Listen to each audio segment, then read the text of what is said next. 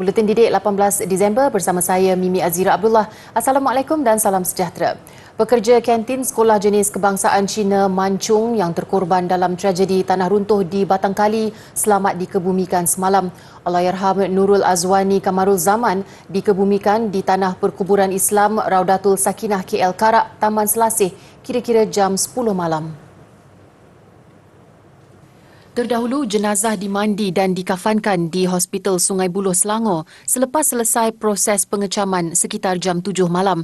Jenazah kemudian dibawa ke Masjid Abu Hurairah, Kampung Batu, Batu Lima untuk disembahyangkan.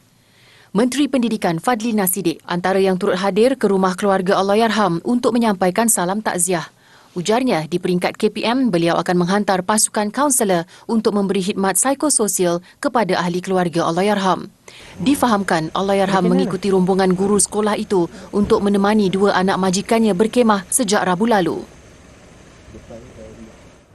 Sementara itu, setakat petang semalam, 24 mangsa disahkan terkorban manakala 61 orang selamat dan 9 masih hilang dalam kejadian tanah runtuh di tapak perkemahan Gotong Jaya di Jalan Genting, Batang Kali itu.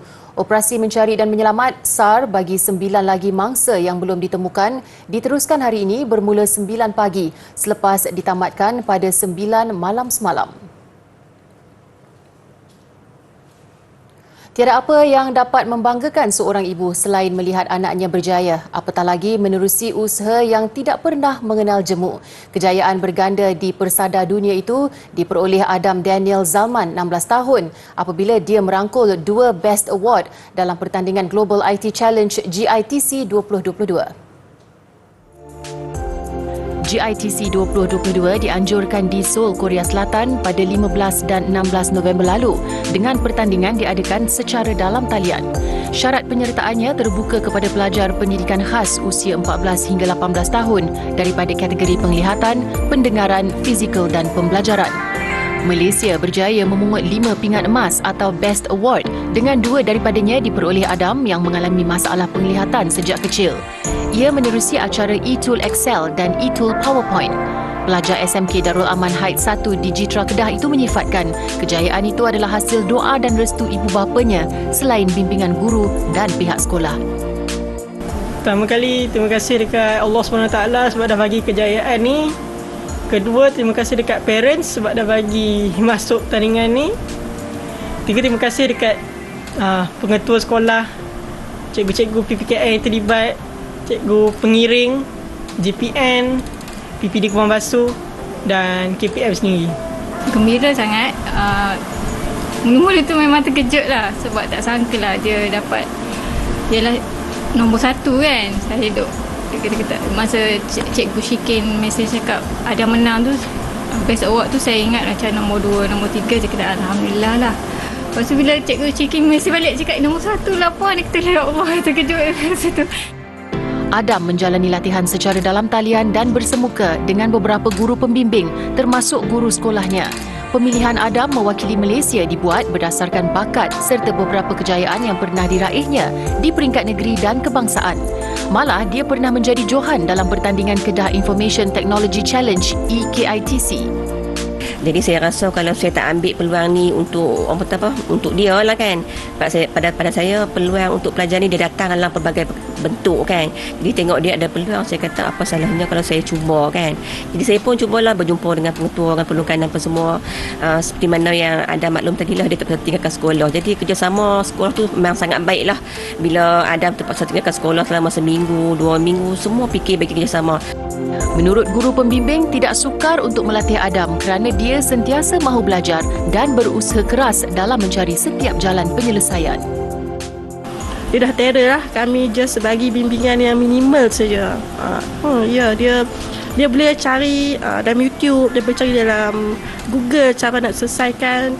Macam dalam Excel apa kan, contohnya ada error kan dalam function, dia boleh detect error tu walaupun dia ada masalah penglihatan kan. Tu satu yang hebat lah bagi kita. Adam bercita-cita melanjutkan pelajaran dalam bidang IT dan memperkemaskan kemahirannya dalam penguasaan teknologi. Selain pertandingan melibatkan IT, Adam juga aktif menyertai pelbagai pertandingan seperti catur dan e-mahabah. Bagaimanapun, dia menyatakan untuk tidak lagi terbabit dalam sebarang pertandingan tahun hadapan kerana mahu memberi tumpuan pada peperiksaan SPM. Seramai 100 calon sijil pelajaran Malaysia SPM daripada keluarga berpendapatan rendah menerima tuition secara percuma menerusi program tuition pintar Yayasan Pelajaran MARA YPM. Program membabitkan 4 buah sekolah di sekitar Hulu Langat serta Gombak, Selangor dan ditaja oleh projek lintasan Kota Holding Sendirian Berhad Prolintas. Sekolah terbabit ialah SMK Bukit Indah, SMK Hulu Klang, SMK Taman Kosas dan SMK Bandar Baru Ampang. Melalui program ini, pelajar menerima bimbingan guru-guru bertauliah untuk 5 mata pelajaran teras SPM, Bahasa Melayu, Sejarah, Bahasa Inggeris, Matematik dan Sains. Pelajar yang terlibat juga disediakan sarapan, minum pagi dan makan tengah hari setiap kali sesi tuition diadakan. Sebanyak 10 siri tuition dijalankan secara berpusat di SMK Bukit Indah sejak Oktober lalu sehingga Disember ini. Semalam diadakan majlis perasmian penutupan program tuition pintar YPM at KKDW 2022 disempurnakan oleh Ketua Division Komunikasi Korporat Prolintas Badri Ibrahim di SMK Bukit Indah. Prolintas berharap agar semua pelajar terbabit akan berjaya menjawab soalan peperiksaan dengan baik dan memperoleh keputusan yang cemerlang. Selaku pengendali lebuh raya terbesar di Lembah Kelang, Prolintas komited untuk meneruskan pelbagai aktiviti CSR berteraskan 3 agenda utama iaitu alam sekitar, pendidikan dan komuniti khususnya di sekitar jajaran lebuh raya kendaliannya.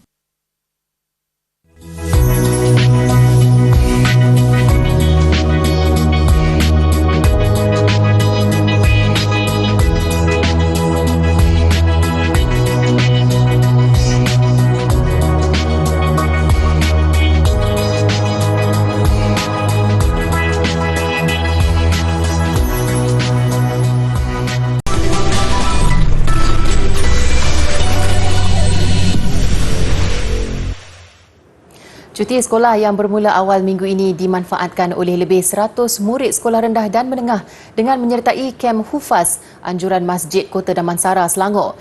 Kem yang berlangsung selama 2 minggu itu membawa objektif untuk mendekatkan golongan muda dengan aktiviti kerohanian. Ikuti segmen aktiviti minggu ini. Menurut pengurus Masjid Kota Damansara, Muhammad Nur Salami Masri, Kem Pra-Hufaz adalah program dalam masjid yang pertama melibatkan anak-anak Qaryah selepas COVID-19 melanda negara. Program merangkumi hafalan Al-Quran dan asas fardu ain. Untuk pengisian program sepanjang 2 minggu ni, selain daripada kita menekankan penerapan Al-Quran pada mereka, juga doa-doa, zikir-zikir dan juga waktu mereka di sini daripada pagi tu kita nakkan juga dia orang solat Zuhur di sini, solat berjemaah. Okey. Jadi di samping kita ada juga outdoor punya macam memanah kan. Itu untuk orang kata untuk latih fokus lah untuk dia orang macam tu. Kepelbagaian pengisian itulah dipercayai antara sebab program terbabit mendapat sambutan amat menggalakkan. Malah tenaga pengajar juga adalah dalam kalangan guru kafa yang terlatih. Rata-rata peserta yang menyertai kem Hufaz ini teruja dan berharap dapat menguasai Al-Quran dengan baik. Belajar hafal Al-Kahfi, belajar cara solat, belajar cara baca Al-Quran. Dia orang ajar pasal tajwid. Tajwid tu macam surah Al-Fatihah lah, dia orang baca jangan ajar yang betul-betul punya cara nak baca. Jadi nanti bila baca Al-Fatihah baca betul-betul lah. Melalui kem itu juga, peserta dapat bertemu dengan rakan baru juga daripada kalangan Qaryah Masjid Kota Damansara. Sebab sebelum ni pun saya pernah masuk juga. So macam seronok lah. Sebab jumpa ramai kawan-kawan baru. Melangkah ke hadapan, Masjid Kota Damansara merancang untuk mengadakan lebih banyak aktiviti membabitkan golongan muda. Melaluinya, pihak pengurusan berharap dapat melahirkan pelapis baru yang dapat mengimarahkan masjid pada masa hadapan. Dalam perkembangan lain, Masjid Jami' Sheikh Yusof Dobi Gaut di Georgetown adalah yang pertama di Pulau Pinang menyediakan ruang perpustakaan digital untuk menggalakkan amalan membaca dalam kalangan jemaah dan penduduk setempat. Dinamakan Sudut Serambi Ilmu Rakyat, ia inisiatif Yayasan Bank Rakyat YBR selaku penaja. Pelancarannya semalam dilakukan oleh Pengurus Besar YBR Syaiful Rizal Abdul Ghani menyaksikan acara gimik penyerahan sudut itu kepada Pengerusi Masjid Jami' Sheikh Yusof Dobi, Ustaz Yusof Yaakob. Ini adalah inisiatif pertama seumpamanya dilakukan agensi berkenaan di masjid berbanding institusi pengajian tinggi sebelum ini. Antara kemudahan disediakan ialah set komputer, meja dan 50 keahlian perpustakaan digital. Semua kandungan bahan bacaan yang disediakan juga bersesuaian dengan status premis sebagai masjid. YBR berharap langkah ini sekaligus akan membudayakan kembali amalan menuntut ilmu yang amat digalakkan dalam Islam.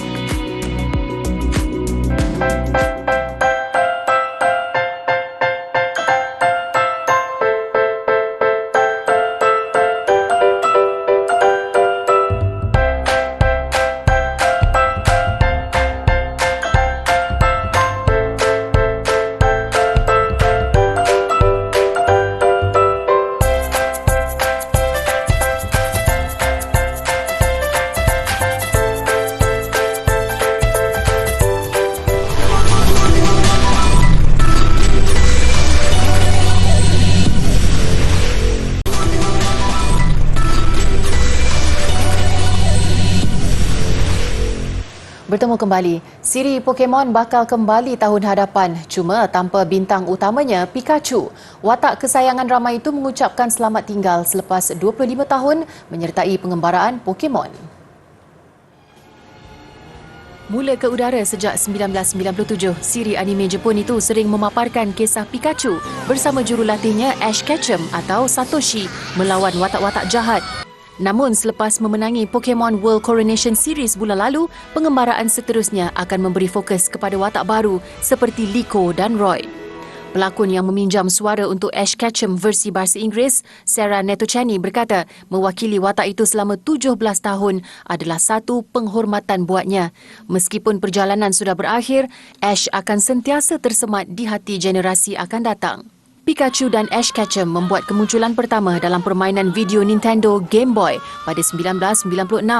Mereka seterusnya bersama-sama membawa franchise Pokemon berkembang sehingga menjadi kesayangan penduduk dunia, setanding dengan pesaing besar seperti Star Wars dan Harry Potter. Salah satu produk terkenal franchise itu ialah Pokemon Go, sejenis permainan mudah alih augmented reality yang pantas menjadi fenomena di peringkat global. Menurut kumpulan penerbit Pokemon, siri baru akan bermula pada April 2023. Kisah terakhir Ash dan Pikachu akan disiarkan bermula 13 Januari nanti dalam siri 11 episod. Claudine Gay akan menjadi Presiden Universiti Harvard yang pertama daripada golongan orang kulit hitam. Beliau dijangka memasuki pejabat mulai 1 Julai 2023. Gay, 52 tahun, akan menggantikan Lawrence Bakau yang mengumumkan bersara bagi memberi lebih tumpuan kepada keluarga. Gay yang berasal daripada keluarga pelarian Haiti mengetuai Fakulti Sastra dan Sains Harvard sebagai dekan keluarga Edgley sejak Ogos 2018.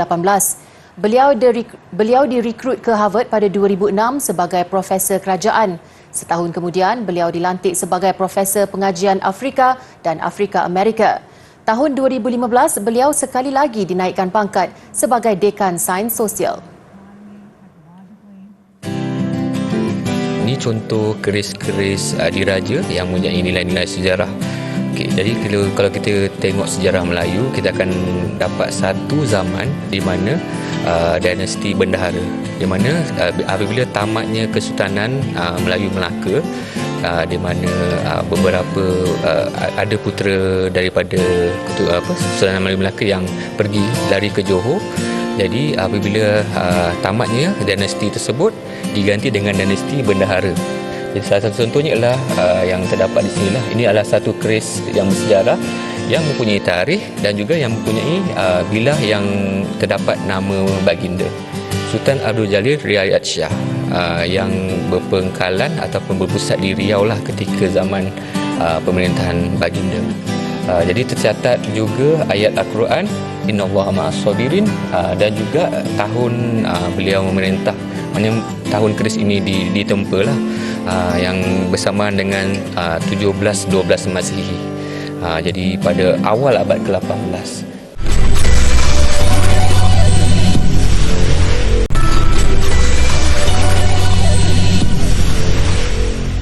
Sukan. Sebelum menyoroti kehangatan Piala Dunia Qatar, kita ikuti dahulu perkembangan kejohanan olahraga Institusi Pengajian Tinggi IPT di Stadium Mini Majlis Sukan Negara Bukit Jalil.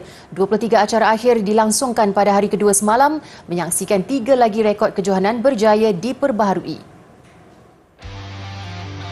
Antara yang beraksi, jaguh pecut wanita kebangsaan Zaidatul Husniah Zulkifli yang mewakili Universiti Putra Malaysia UPM. Zaidatul menepati ramalan apabila berjaya meraih pingat emas dalam acara 200 meter wanita podium.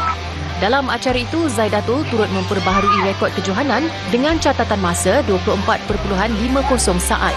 Fight juga, so mungkin sebab tu boleh pecah rekod kejohanan. Jadi agak berterima kasih untuk dia jugalah sebab bagi persaingan yang saya ingat jugalah tadi. Acara 200 meter lelaki podium, Abdul Wafi Roslan dari Universiti Melaya UM muncul pemenang dengan catatan 22.09 saat.